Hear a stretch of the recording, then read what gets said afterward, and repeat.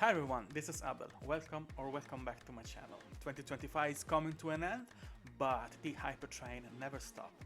We love science fiction and fantasy books, and that's why I have compiled for you a list of my most anticipated books that will be released in 2026. This is going to be great. Let's get ready. But before we start, remember that if you enjoy science fiction and fantasy books, this is the perfect place for you. So if you want to see more videos like this, please consider subscribing, leave a like, share this video. Thank you. Let's start with the one and only, the master, Mark Lawrence. He is releasing in 2026 The Daughter of Crows, which is the first book in a new trilogy. And don't quote me on that, but I think this is in some way connected to the Library trilogy. The last one was released, I think, at the beginning of the year. But either way, if it is completely new or if it is connected with that, I'm happy to have a new book by Mark Lawrence. This one has an interesting concept, and it's also kind of familiar if you have read anything else by Mark Lawrence, because it is about an academy, the Academy of Kindness. It is a brutal institution when only 3 out of 100 girls survive a decade of training. And our protagonist, which is called Rue, she herself was trained there, but she sold herself to the academy. She survived the training, and then she became this avatar of vengeance. So they're supposed to be able to gain some kind of supernatural abilities and to become superhuman beings. And a lifetime later, after she has this extensive experience in life, and she has finally found peace, and someone drags her back into the conflict because war is brought to her doorstep. And the idea is that she has become so powerful that in many ways she's a monster herself that is struggling to keep at bay all of those abilities and her desire, thirst for war. And she's going to be the monster who fights monsters, and that's not a good idea for the potential outcome of the conflict. The cover is gorgeous. I think it's the same author who did the 3 covers for the Library trilogy and of short stories too connected to the Library trilogy. This is going to be dark, deep, action-packed. Mark Lawrence never misses. I'm hyped to read this one too. And let me know what you think about it. Mercy, Ill is the Fate by Dillon. This is the sequel to Tears of the Fallen, which was one of the most successful indie debut at the beginning of the year. I'm going to mention something about the synopsis from the first book because I don't want to spoil you, of course, this second one. And it is about a powerful hero that must pick up his word after 34 years of living in peace, relatively, I think, to stop a looming disaster. And he has to team up with an exile, someone who's harboring this deep desire for vengeance, and they're hunting down sacred artifacts because they have to collect them to battle agents of this false king.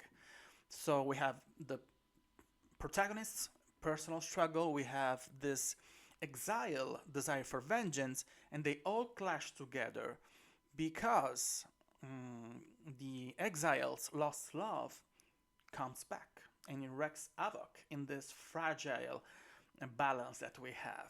And it says that it is a war for the world and they have no divine help.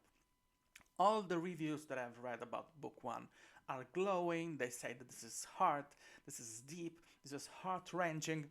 Full disclosure, I have worked on the typography for book 1 and for book 2, and I battled myself so hard not to spoil myself while working on the typography and on the internal formatting.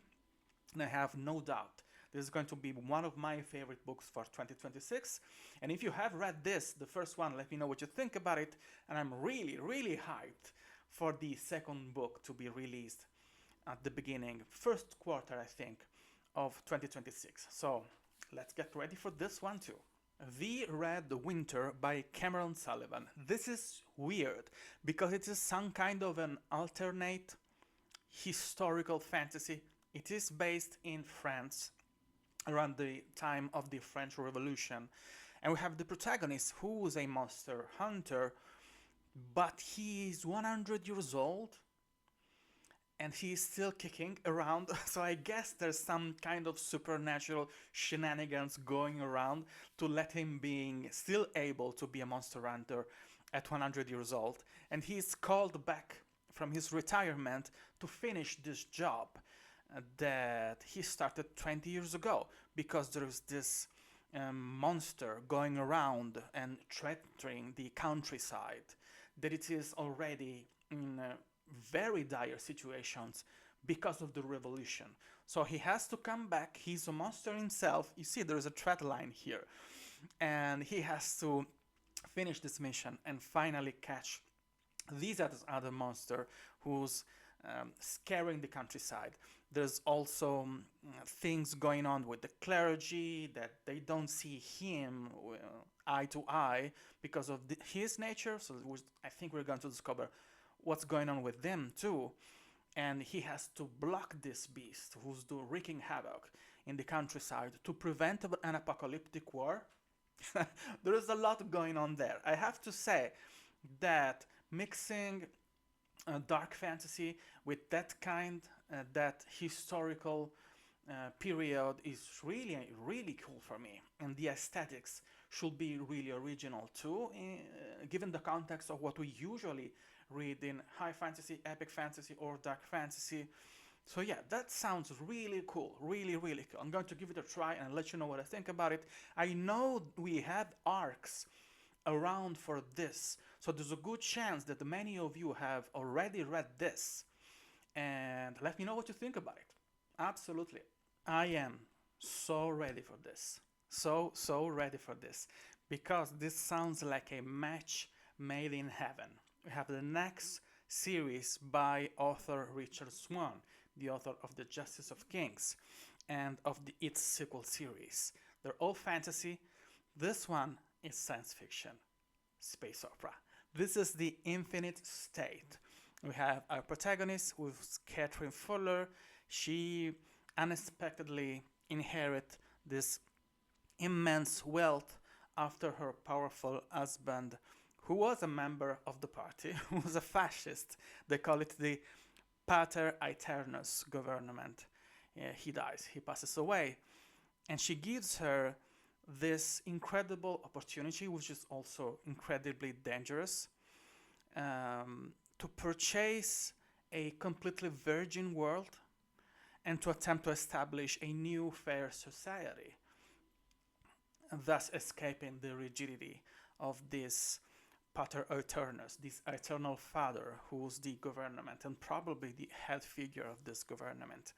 So there's a lot going on there on a thematic level, a lot of personal struggle and political stuff, probably very masterfully interspersed with the actual adventure and the fun side of things, because all of Richard Swan's books they can be read in this way, in a pretty easygoing way, just being attached to the characters, being interested in the development of the story and the very spooky adventures that they go through during his previous 6 books before this one.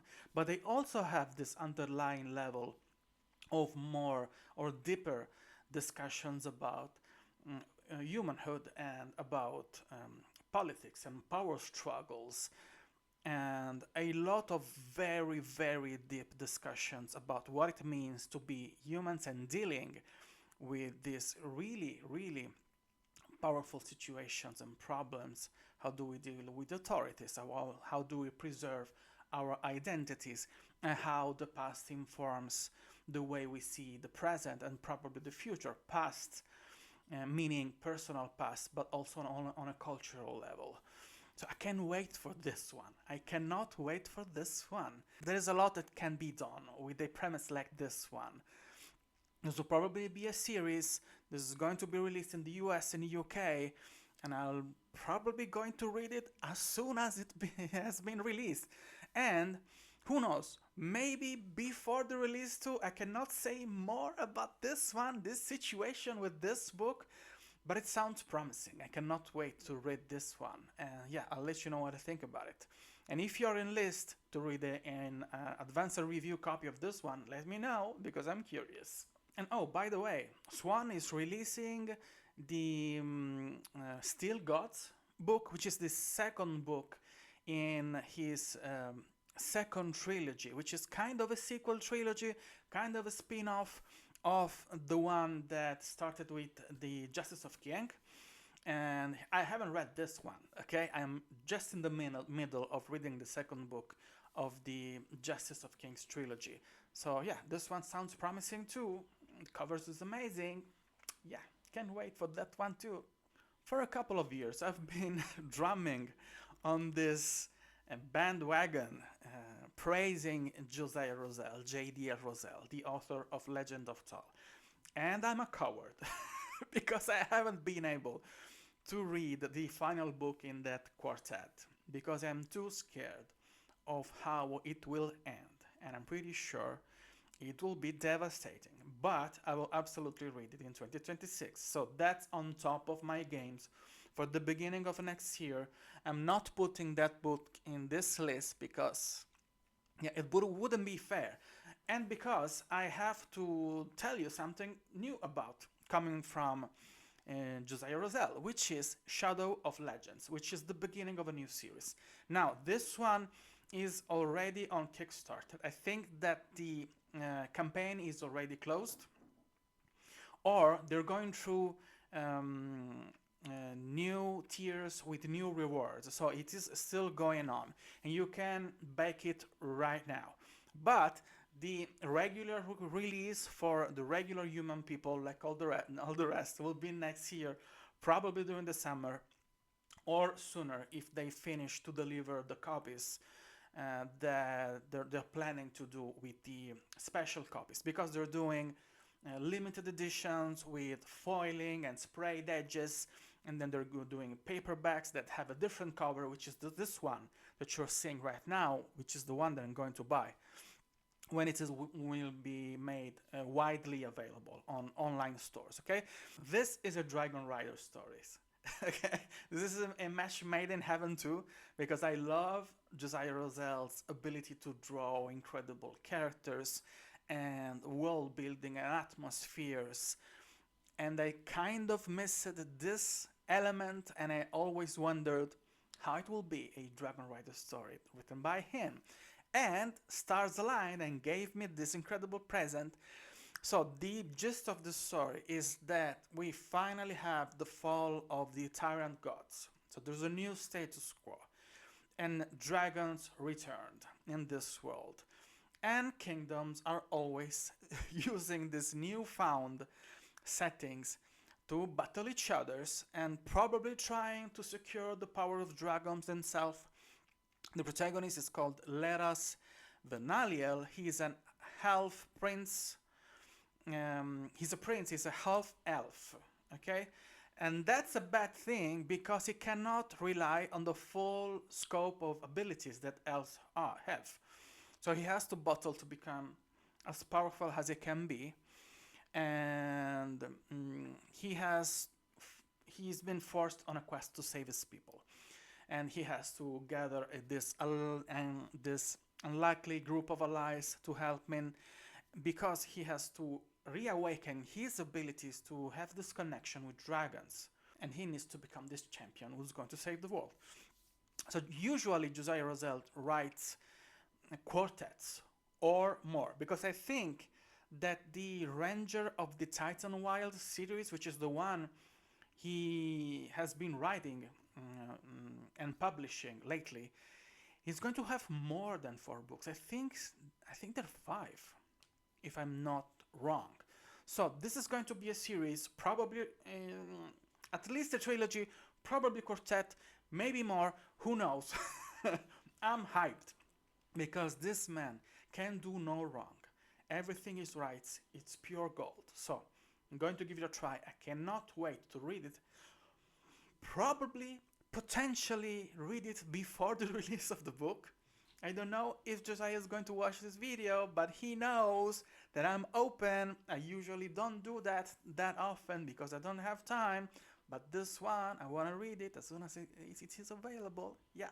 Okay, so I pitched my availability, okay, with no shame whatsoever. So yeah, I'm pretty hyped about this. Let me quickly shout out two books by author Palmer Pickering. And this is a reused recommendation for 2026 because the two books were present in my most anticipated books for 2025 video from last year. But life happened, they've been postponed. So the first one is the Swamp, and the other one is Anaximenes.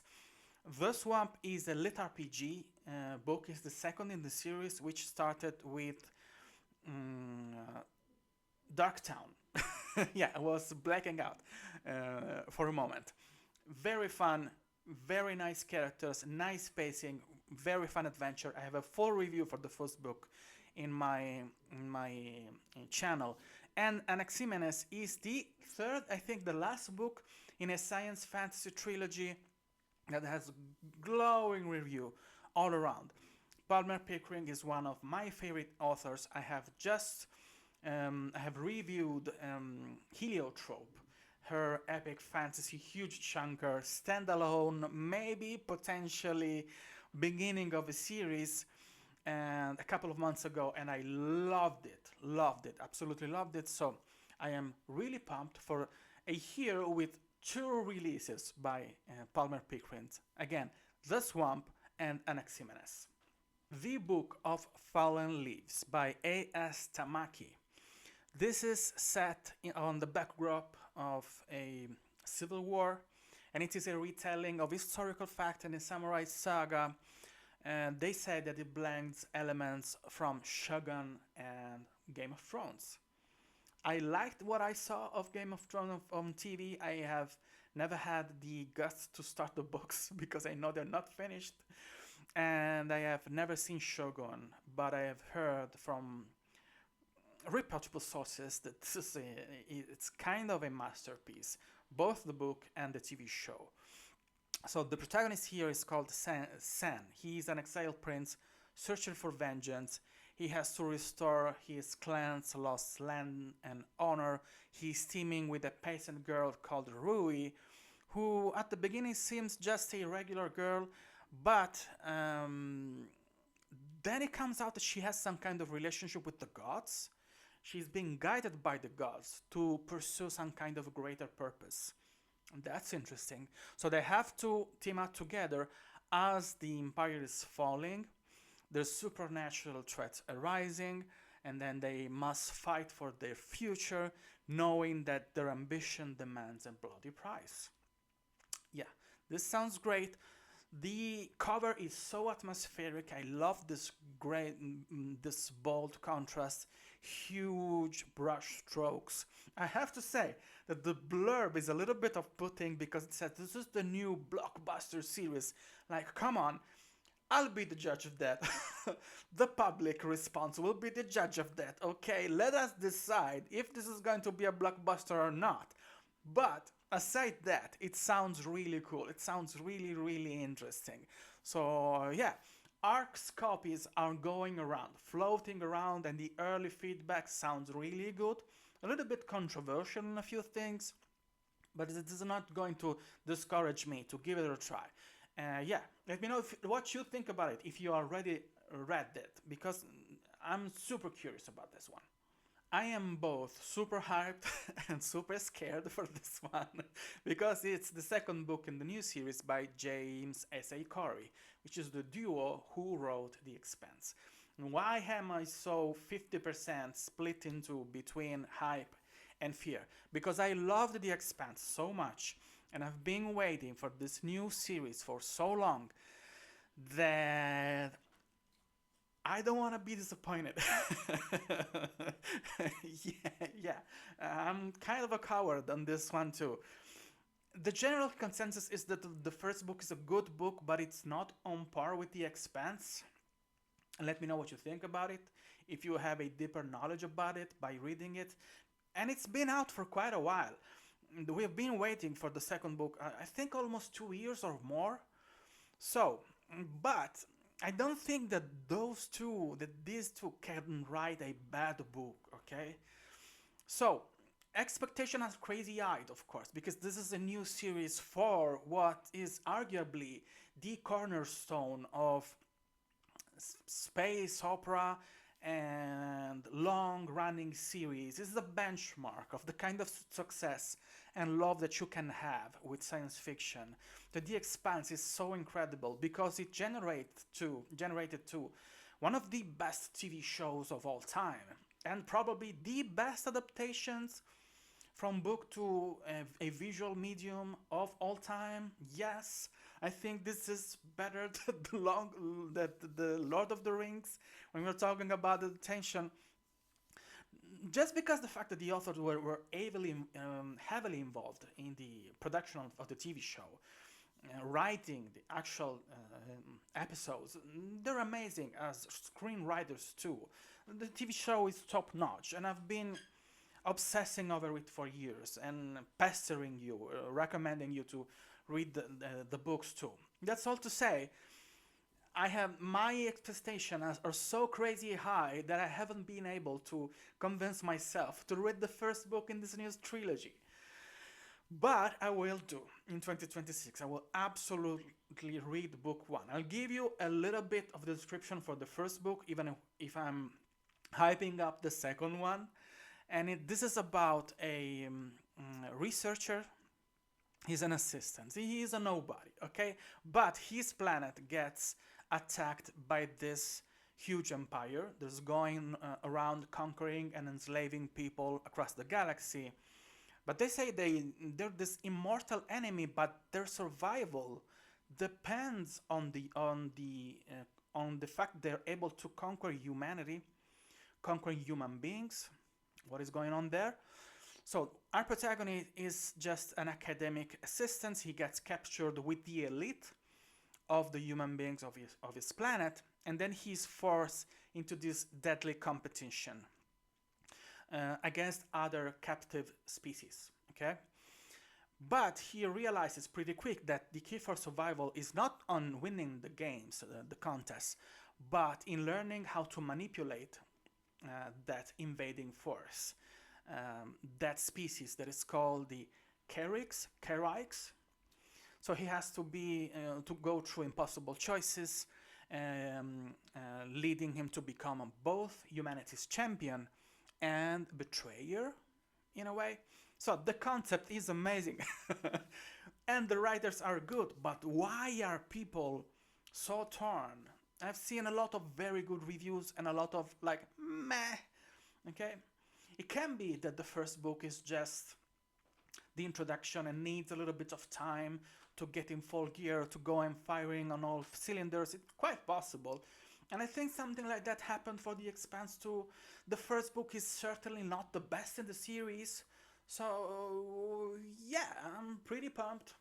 Really scared, but absolutely man up and read at least the first book in this series. Maybe the second one too during 2026. Let's see. Let me know what you think about it, about the first book in this one, and if you're hyped for book 2 too. Speaking of space opera, we still have the second book coming from the Exodus duology. This one is called the Helium Sea, and the first one is the Archimedes Engine by superstar author Peter F. Hamilton. He has this extensive back catalog of space opera that has blended with hard sci-fi, with cool technology and incredible characters. And I'm slowly collecting all of his books, used mainly aside the Archimedes Engine because it looks so incredibly good and so amazing. The Helium Sea is the sequel. This series is part of a new shared universe, a new IP. It's the next big thing in space opera and hard sci-fi. This is connected to a video game, but it is also a standalone duology That means that it is part of that shared universe, but you're not supposed, you don't need to know anything about the video games. Fair warning, the video games will be released in 2027, so we have plenty of times to acquaint ourselves with this world through the novels. There's also an encyclopedia, which was actually a book that talks about world building, the planets and the characters and the various species that we have in this far, far future. But it was sold directly on the website of the game developers and was sold out in a minute. And I won't be able to read it, I'm sorry, probably.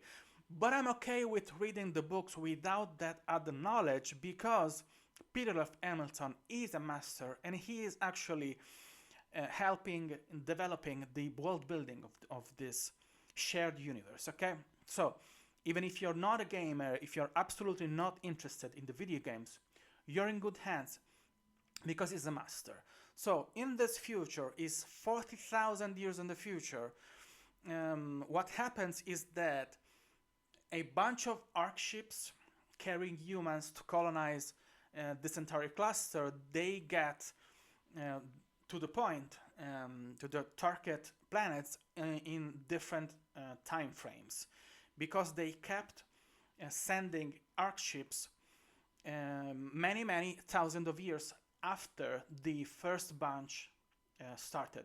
So by the time the new arc ships get to those new planets, to those new colonies, the colonies that get before, because of the time dilation, they have been colonizing the planet for thousands of years. So there's this disconnection and this huge difference between the newbies, the new colonies that get there, and the one that have been there colonizing and having their history and flowering and blooming civilization, to the point that the newbies, humans coming there, are the underdogs, because the original humans who colonized those planets, they became like kind of godlike creatures, so advanced that they look like warlocks, okay? They do incredible things.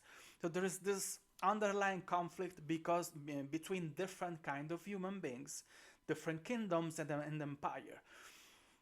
That the first arriving on that new colony bunch of planets have such an ancient civilizations that actually they have been growing and flourishing and dying for thousands of years, to the point that you have lost civilization of human beings that became kind of legends in this incredible world. So it is kind of mind-bendy. I've started the Archimedes engine. I had to stop it because I had other commitments, review wise. But the bit that I have read, it's so complex and so deep. The technology is so cool and the characters are so cool. I am so pumped to finish reading the first book and hopefully being able to read the second one too, who will finish this arc of a story, which is set, I think, a bunch of years before the actual timeline of the video game. So be sure you will have a complete package just by reading the books without thinking about the video games. Also, don't quote me on that, but I'm pretty sure that the Wizard of the Coast, which is the company who is founding this new shared universe, they're hiring other very famous science fiction authors. I'm pretty sure that they hired Agent Tchaikovsky to write another books in this universe. So there's a lot going on here. We cannot sleep on this IP. This is going to be big. So yeah, if you have read the Archimedes engine, let me know what you think about it. I'm super hyped for both book 1 and the sequel, the Helium Sea. This is crazy, in the best way possible. This is the new book by author Isabel J. King. I think it's a debut, I'm not sure, but the title is Sublimation. Hear me out. This is my hear me out moment. So in this world, when people immigrate, they get a copy of themselves that gets left behind, okay, creating two versions of the same person. So we have the protagonist, who left Korea at the age of 10 and has completely ignored her instance. That's the way they call their copy ever since. So, no contact between her and the girl who remained in Korea. When her Korean instance, her copy, calls her because she has to go back to Korea for a funeral, our protagonist returns, but she doesn't know that her copy, her instant, has planned to steal her identity and body and life to go back to America and live the original one in Korea. So the story is centers around this conflict between these two versions of the same person, which are actually two different bodies, two people battling for the same identity because both of them, they want to live in the US and not in Korea. This sounds kind of a little bit like Severance, the blockbuster, super hyped TV show on Apple TV Plus, which I loved, especially the first season. I thought that the second one was kind of meh. Still a very good show, but not on par with the first season, which was absolutely mind-blowing, amazing. Recommended, absolutely. Go give it a try. But here, so what happens in Severance is it's a little bit different. You have two personalities in the same body. Here you have what have become two different persons. They look the same, but they probably have very different minds because of the way they grew up. As I've said, the protagonist has been living in the US for all of her life, and her copy, her instance, have been growing up in Korea. There's a lot going on there on a thematic level, also on a cultural level. I think this is a way to have a deeper discussion about the way we see immigrants and the way immigrants live, the relationship with their origins, their roots, and what they left behind when they go and try to live a better life elsewhere, and how difficult it is to maintain a bit of their original culture there. And I can certainly relate because my mother is Venezuelan and my father is Italian, and I know how difficult it is, how difficult it was, especially for my mother, to live in a completely different country with a completely different culture, and how deeply she struggled and how deeply she fought to give us bits and pieces of her culture to remind ourselves that we, and when I say we, it's me, my brothers and sister, that we are Italian, of course, but that we are Venezuelan too. So that's really interesting. And yeah, I want to know how it is developed, how the characters work, and how the world building works in this story. And I'll let you know as soon as I finish reading it, absolutely. There's a new book from author Leckie, who's the author of Ancillary Justice, the whole Imperial Rack trilogy. This one is called The Radiant Star. And if we can rely on her way to write space opera and science fiction, this is going to be really deep on a thematic level and on your sociological way. They're not exactly hard sci-fi, even if that first trilogy had really interesting concept, really well developed, but it was more about the characters and the way that those characters connected with the development of technology on a sociological point of view. And I think this one is going on the same level. It is connected to the Ancillary Justice trilogy, but it is, I think, a standalone novel, pretty sure. So we are dealing with a planet that is considered sacred by many people. When the Empire, which is the same one of that trilogy, is going to absorb that planet for their own culture, they have a final concession to the culture that they have, the original culture that they have on that planet, and they leave one last man installed as a living saint. And that's kind of a controversial decision because I don't understand by the description if the people of their planet are not happy, or if other cultures from the empire are not happy about the decision.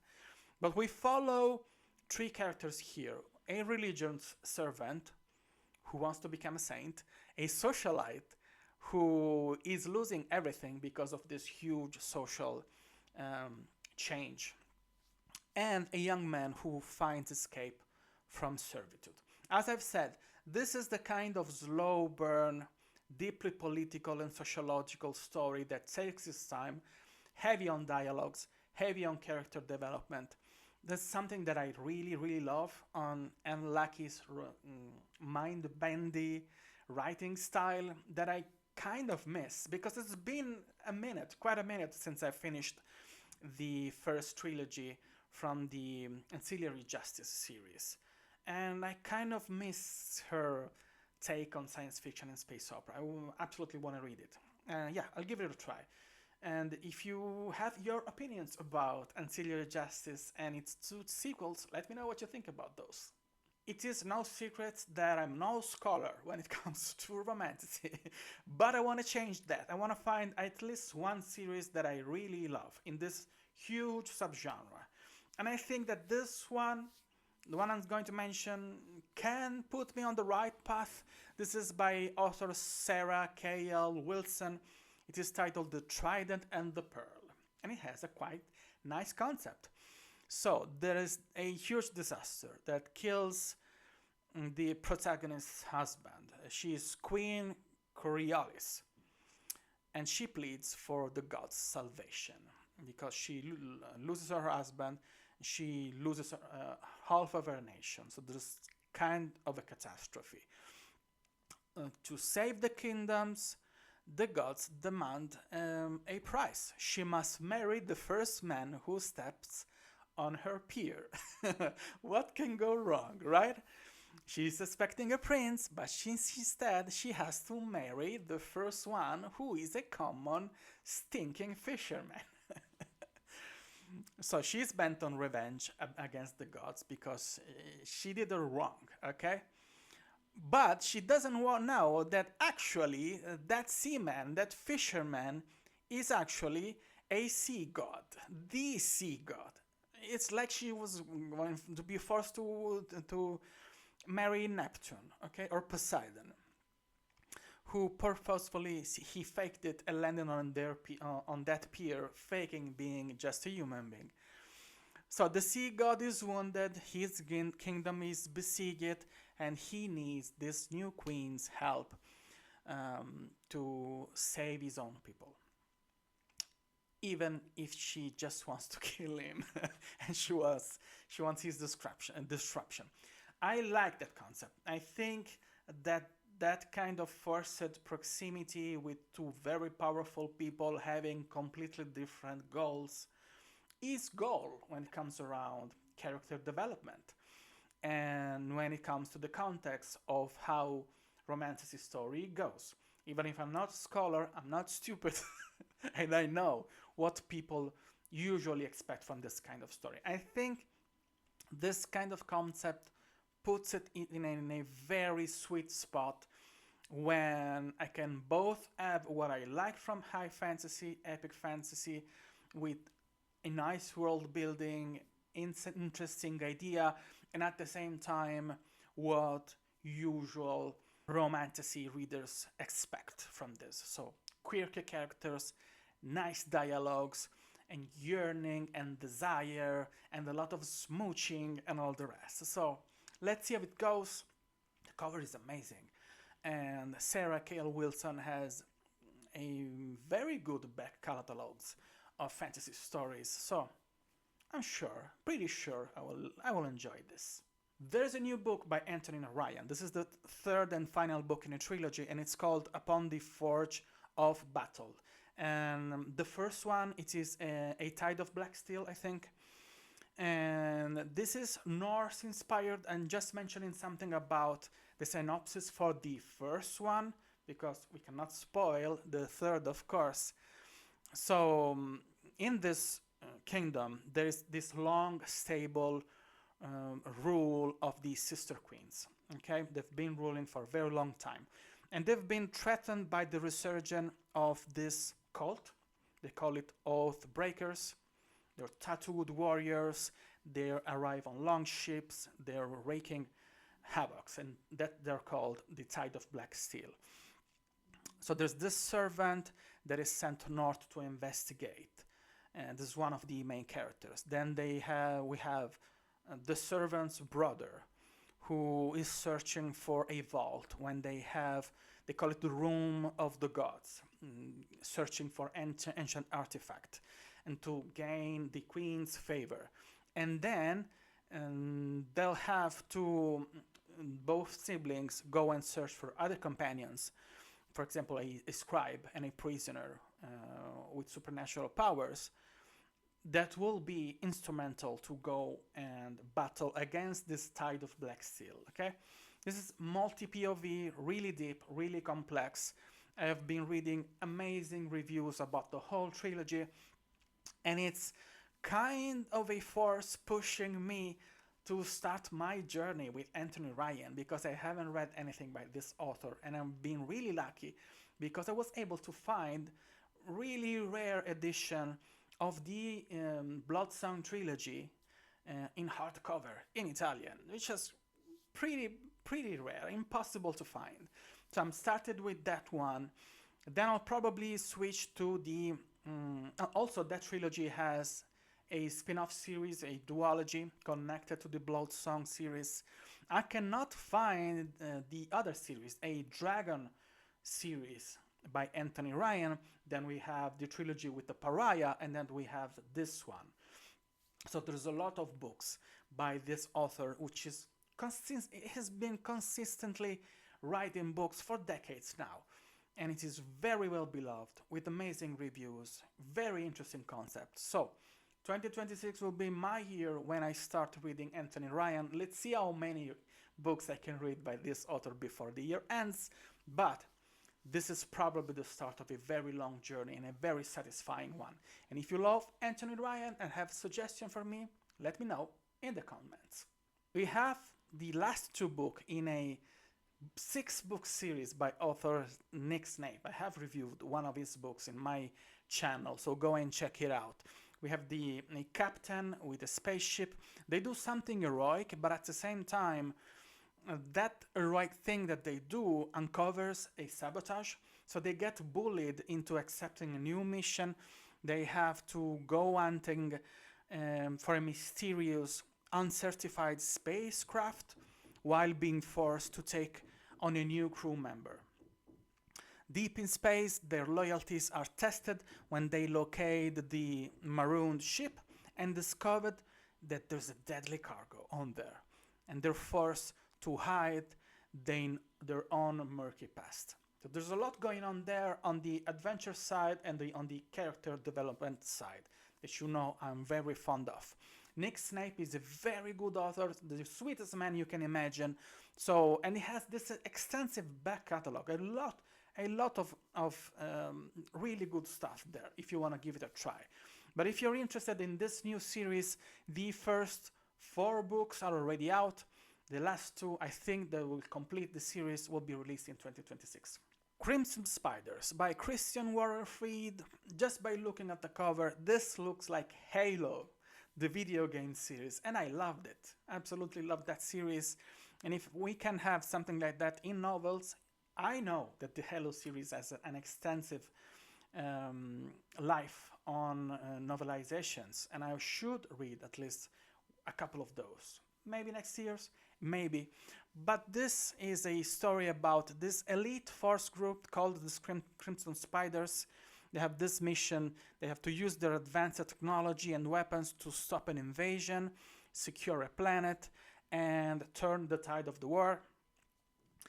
Familiar stuff, easy familiar stuff if you enjoy space opera, science fiction, and military sci-fi. Yeah, this looks promising. I'll absolutely give it a try.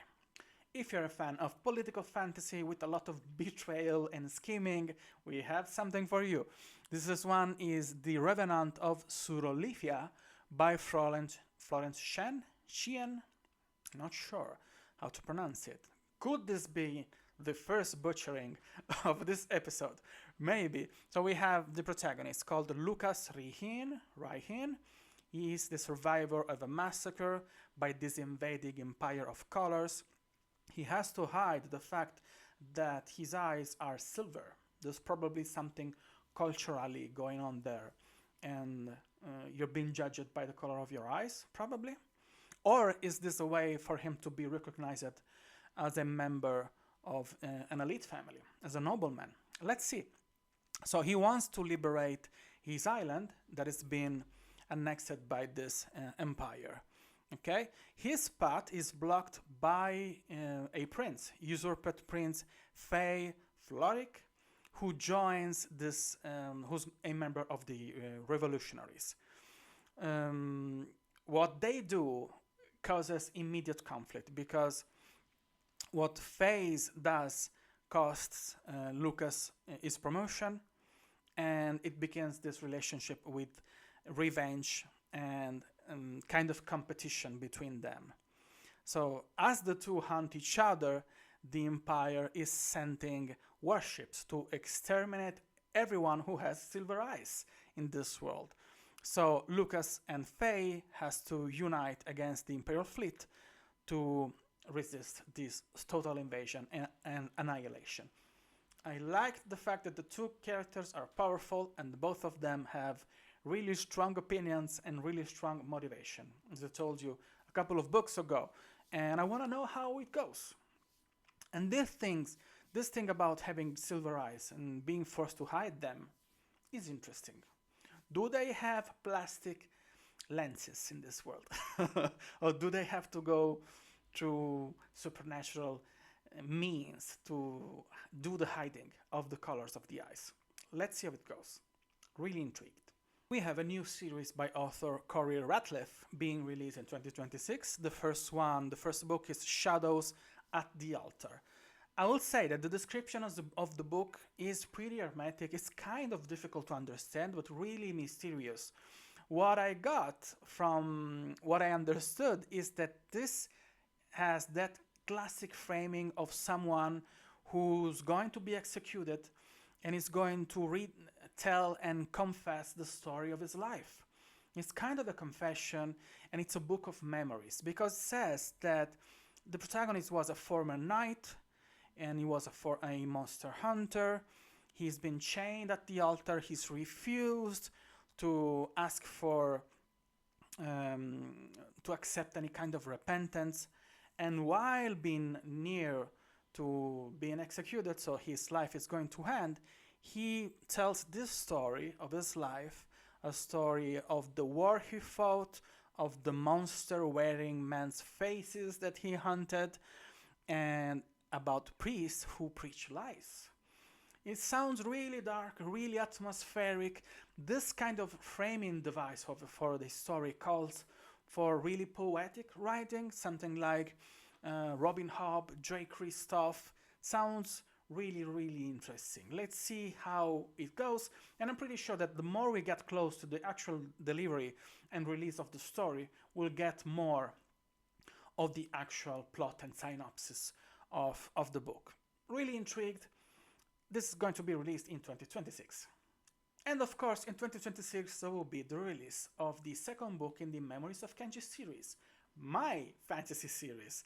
The second book is called The Sunrise Dagger. It will be bigger, sharper, darker, much more ambitious. This is a story when gods walk among men. There's this huge conflict between these people living in this utopia, this incredible kingdom ruled by 3 city-states and 3 gods, and the rebels that are going to try and destroy this status quo.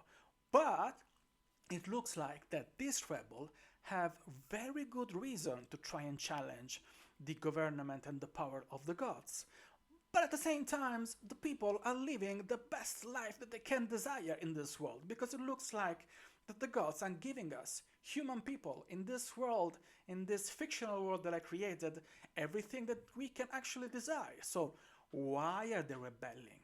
Is there something amiss here? Are the gods hiding something? This is the basic gist of the world building. We have 4 main characters in the first book. We have 6 main characters in the second books. That is probably the best things that I have ever written. I'm so proud of this Sunrise Dagger, and I can't wait to give it to you. I'm trying to typeset and format a preview of the first bunch of chapters from the Sunrise Dagger and give it to you through my newsletter. So subscribe to my newsletter and you can actually pre-order the book right now. It will be released on April 29, 2026. Let me do a quick shout out for books that were supposed to be released in 2025, but life happens and they were postponed, okay? They will be released in 2026 because the authors themselves confirmed that they're targeting that year as a release windows. The first one is the second book by Mark Timmony, the second book in his epic fantasy series / trilogy, I think. This is called The Pillars of the Sky. We don't have a cover. Really hyped. Everybody who's been reading the Black Spear, which is the first book, says that this is classic epic fantasy of the best kind. Really big, really ambitious, with incredible world building and very good characters. We also have the third book in the Divinity's Twilight series by Christopher Rosell. I loved the first 2 books. I think that this third one, it kind of concludes an arc on a bigger series, so it will be finishing the stories that we have there, but then there's potential. I think this was planned to be as a very long-running series. Covers by Chris McGrath are amazing. This is epic fantasy with kind of steampunk aesthetics and flying machines to really complex, multi-POV, nice pacing. This second book was a banger. The first one was good, but the second one was a banger. So I'm pretty confident that the third one will be really, really good too. Really eagerly waiting for that. And then we have at least 3 books by author Noah Isaacs. And you know that I've been working with him for the typography of Memories of Tomorrow and all the other series that he has, all the other books that he has released in that series.